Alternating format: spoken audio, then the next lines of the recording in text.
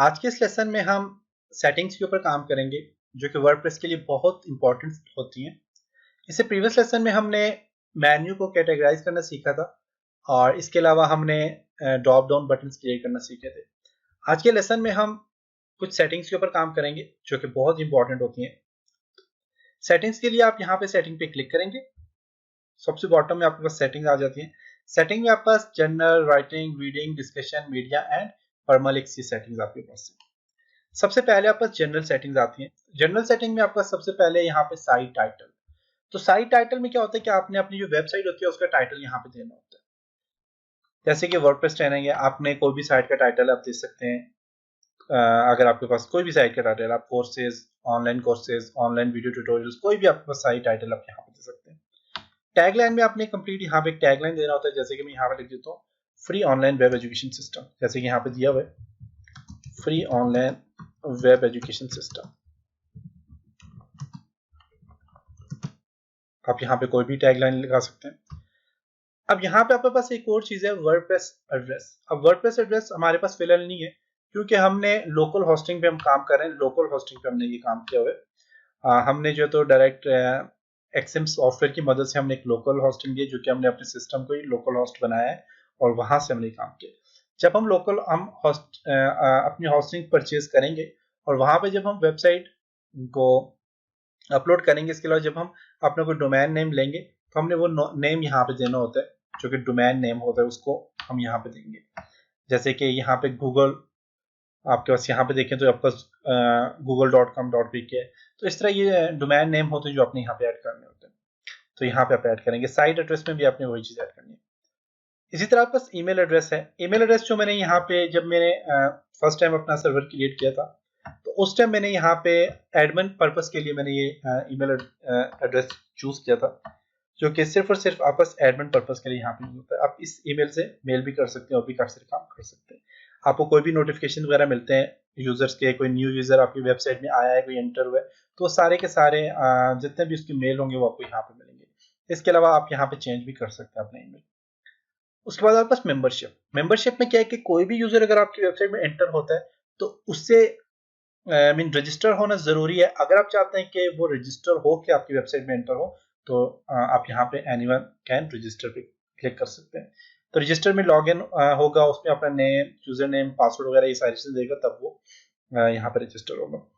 Otherwise अगर आप चाहते हैं नहीं रजिस्टर होने की जरूरत नहीं है, कोई भी यहाँ पे एक्सेस कर सकते हैं। जैसे कि न्यूज की साइट्स होती हैं, इसी तरह कुछ ऐसी मूवीज वगैरह की साइट होती हैं जिनमें रजिस्टर होना जरूरी नहीं होता, डायरेक्ट एक्सेस कर सकती हैं आप। तो आप वो भी उस तरह की अगर साइट कोई बना रहे तो आप बेशक यहाँ पे से मेंबरशिप ना दें। जैसे कि मेरी एकेडमी है जो मैं ऑनलाइन कोर्सेज करवा रहा हूँ, उसके लिए आपको रजिस्टर होना जरूरी है। तो आप अगर चाहते हैं कि रजिस्टर हो तो आप यहाँ से एनीवन कैन रजिस्टर पे क्लिक कर सकते हैं।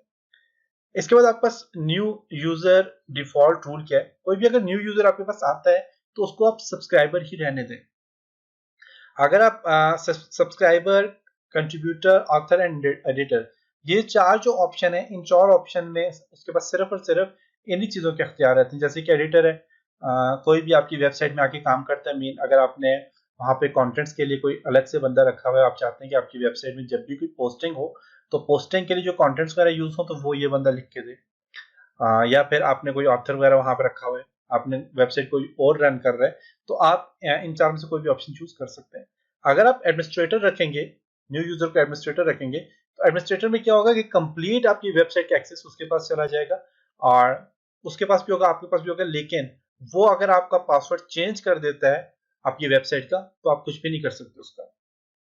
वो खुद एडमिनिस्ट्रेटर बन सकता है। तो एडमिनिस्ट्रेटर के लिए आपने सिर्फ ऐसे बंदे को अपने एडमिनिस्ट्रेटर रखना है जिस पे आपको कंप्लीट ट्रस्ट हो। तो एडमिनिस्ट्रेटर किसी को भी फिलहाल ना रखें, आप सिर्फ सब्सक्राइबर ही रहने दें। सब्सक्राइबर जो होते हैं वो आपकी वेबसाइट को एक्सेस कर सकते हैं और इसके अलावा कंट्रीब्यूटर या फिर ऑथर या एडिटर होते हैं, या आपकी वेबसाइट में पोस्टिंग वगैरह भी कर सकते हैं। तो आप यहाँ पे सब्सक्राइबर या फिर एडिटर रखना चाहें तो रख सकते हैं।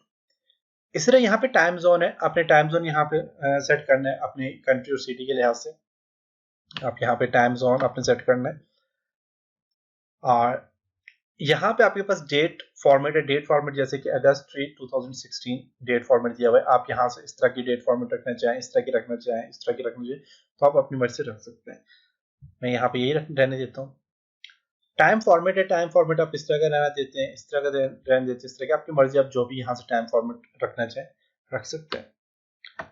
और उसके अलावा आप चाहते हैं कि आपकी डेट इन फॉर्मेटिंग जो है और वीक स्टार्ट जो है वो कहाँ से हो, मंडे से हो या फिर संडे से हो। संडे से करेंगे संडे से आपका वीक स्टार्ट होगा, और या मंडे से करते हो तो मंडे से स्टार्ट होगा। डिफॉल्ट मंडे ही ठीक है। काम करने के बाद आप सेव चेंज कर लें इसको। इसे जनरल सेटिंग के बाद है राइटिंग सेटिंग। आप जब अपनी पोस्टिंग वगैरह करें, कोई भी अगर आप पोस्ट करते हैं तो उसकी सेटिंग्स क्या होनी चाहिए, तो उसके लिए आपके पास डिफॉल्ट पोस्ट कैटेगरी जो है आपके पास वो अनकैटेगराइज्ड ही है, एक ही ऑप्शन है इसमें। और इसके अलावा डिफॉल्ट पोस्ट फॉर्मेट, अब पोस्ट फॉर्मेट क्या होना चाहिए जब आप कोई भी पोस्टिंग करें, फिलहाल हमने कोई पोस्टिंग की नहीं है तो वेबसाइट में जब भी आप कोई काम करते हैं, वेबसाइट बनाते लोग पोस्टिंग के लिए, जैसे तो पोस्ट करके उसको शेयर करने के लिए बनाते हैं। तो जब हम पोस्टिंग पे काम करेंगे तो आपको कंप्लीट में बता दूंगा।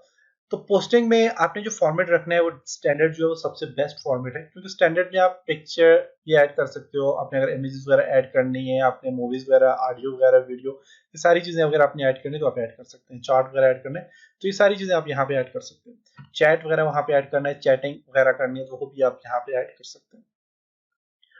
और पोस्टिंग में अगर कोई कमेंट्स करना चाहता है, चैट करना चाहते हो तो वो भी यहाँ पे सारी चीजें ऐड कर सकते हैं। तो ये स्टैंडर्ड फॉर्मेट सबसे बेस्ट फॉर्मेट है। अगर आप चाहते हैं नहीं वीडियो होनी चाहिए, सिर्फ अगर वीडियो ही आप ऐड करते हैं तो आप वीडियो फॉर्मेट भी रख सकते हैं, लेकिन स्टैंडर्ड फॉर्मेट सबसे बेस्ट फॉर्मेट है, क्योंकि इसके थ्रू आप कोई भी अगर जो है तो आपने अपनी वेबसाइट में कोई भी चीज अप्लाई करनी है तो आप इजीली अप्लाई कर सकते हैं। इसके बाद आपके पास पोस्ट वाया मेल, मीन अगर आप चाहते हैं कि आप जो भी पोस्ट करें वो एक मेल के थ्रू डायरेक्ट आप मेल टाइप करके मेल जब सेंड करें तो डायरेक्ट पोस्टिंग में आ जाए, तो वो भी आप यहाँ पे ऐड कर सकते हैं। अब उसका तरीकाकार क्या होता है कि उसको आप अपने अपने इस अकाउंट में अपने पोस्ट को मर्ज करना होगा पॉप3 से, पॉप3 अकाउंट से अपने मर्ज करना होगा। तो पॉप3 क्या होता है इस पे मैं आपको बाद में बताऊंगा इसका क्या फंक्शन होता है। और यहाँ पे अपने मेल सर्वर जो आपके पास, यहाँ पे अपने अपने मेल सर्वर देना है, मीन अपना ईमेल एड्रेस देना है, यहाँ पे लॉगिन नेम देना है, आपका जो मेल सर्वर होगा उसी तरह आपका लॉगिन ईमेल एड्रेस होगा वो भी आपने यहाँ पे ऐड करना है, और अपना पासवर्ड वगैरह ऐड करना है, और आपके पास यहाँ पे इसका अकाउंट बन जाएगा, और डायरेक्ट आप जब भी कोई पोस्टिंग वगैरह करेंगे तो वो डायरेक्ट यहाँ पे आ जाएगी। और इसका एक और फायदा ये भी है कि अगर आपके वेबसाइट में कोई आपकी कोई कमेंट्स वगैरह करता है, या कोई और बंदा जो अगर पोस्ट करता है, आपने सबको एडिटर बनाया हुआ, वो कोई और बंदा वो भी अगर पोस्ट करना चाहता है तो उसकी आपके पास पहले मेल आ जाएगी। अगर आप इसकी सेटिंग करेंगे तो मेल में अगर आप उसको अलाउ करना चाहें तो अलाउ कर सकते हैं, अदरवाइज आप उसको जो है तो डिलीट कर सकते हैं उसकी पोस्ट को। और इसी तरह अगर कोई कमेंट्स करता है तो कमेंट में कोई ज्यादातर लोग जो होते हैं वो बहुत अजीब अजीब से कमेंट कर देते हैं, या फिर अपनी मार्केटिंग कर रहे होते हैं, अपनी वेबसाइट्स की मार्केटिंग कर रहे होते हैं, तो उन लोगों के लिए आप सबसे बेस्ट ऑप्शन है कि आप जो है तो यहाँ पे जो है तो आपके पास अपने ईमेल में वो आपके पास पोस्ट जो है तो आपके ईमेल में आ जाती है, और आप वहां से रीड करके अगर आप उसे अलाउ करना चाहिए कर सकते हैं, अदरवाइज उसे डिलीट कर सकते हैं। तो ये सारी चीजें आप मेल सर्वर से कर सकते हैं।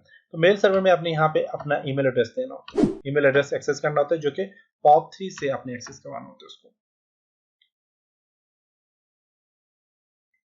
और ये जो चीज होती है ये ईमेल एड्रेस की, जब आप अपनी होस्टिंग लेंगे तो वहां पे भी आपको आपका अपना एक ईमेल एड्रेस मिल जाता है, और आप पॉप3 की मदद से उसे आउटलुक अकाउंट में कन्वर्ट कर सकते हैं। आउटलुक से क्या होता है कि आपको डायरेक्ट आपके जितने भी मेल हैं आपको आउटलुक में आ जाते हैं, और आप वहां से जो है तो उन मेल्स को पढ़ भी सकते हैं, उनको मूव भी कर सकते हैं, उनको सेव भी कर सकते हैं, उनको रिप्लाई दे सकते हैं, सारी चीजें आप कर सकते हैं। तो यहाँ से आप ये काम कर सकते हैं। इसी तरह आपके पास यहाँ पे डिफॉल्ट मेल कैटेगरीज भी यहाँ पे अनकैटेगराइज ही रहेगी, और ये सारे काम करने के बाद आप उसको सेव चेंज कर लें। नेक्स्ट है रीडिंग, डिस्कशन, मीडिया एंड परमालिक। इस पे इंशाल्लाह नेक्स्ट लेसन में काम करेंगे। तब तक अपना बहुत सारा ख्याल रखिएगा, अपनी दुआ में याद रखिएगा। खुदा हाफिज।